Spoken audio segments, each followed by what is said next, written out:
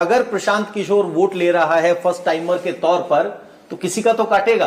बिल्कुल प्रशांत किशोर किसका वोट काटेगा? बिल्कुल, मैं तो कहता हूं भाई प्रशांत किशोर को छोड़िए, जनसुराज वोट कटवा पार्टी है, लेकिन ये वोट इतना काट रहा है कि वो जीत कर आ रहा है। जनसुराज को वोट कौन दे रहा है? कौन दे? बिहार में 60% से ज्यादा लोग हैं जो बदलाव चाहते हैं। वो किसी जाति के हों, किसी वर्ग के हों, किसी दल के समर्थक हों, किसी विचारधारा के हों, बदलाव सब चाहता है। क्योंकि 1990 में भी देश का सबसे गरीब और पिछड़ा राज्य था बिहार। 2005 में जब नीतीश भाजपा की सरकार बनी तब भी देश का सबसे गरीब और पिछड़ा राज्य था बिहार।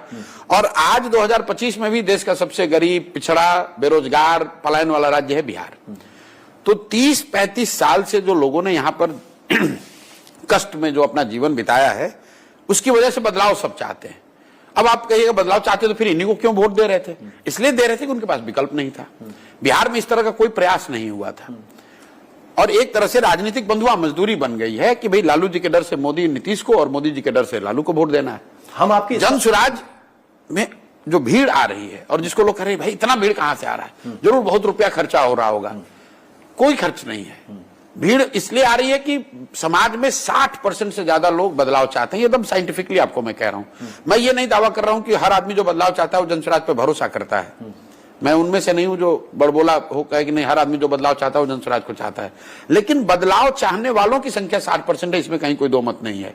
अब जनसुराज पर, हम पर, जनसुराज के नेताओं पर, कार्यकर्ताओं पर और हम लोग की विचारधारा जो कार्यक्रम हमारा है उसकी एक तरह से जांच और उसका टेस्ट होना है। समाज के सामने विकल्प है कि बदलाव अगर आप चाहते हैं तो एक बात तो तय है कि जो इनकम्बेंट है उसको जाना है।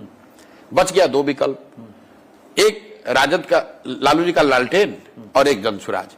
तो या तो अब जनता जो 15 साल जंगल राज उन्होंने भोगा है उसी लालटेन को वापस ले आए, या फिर एक नया प्रयोग जो जनसुराज है इसके साथ चले।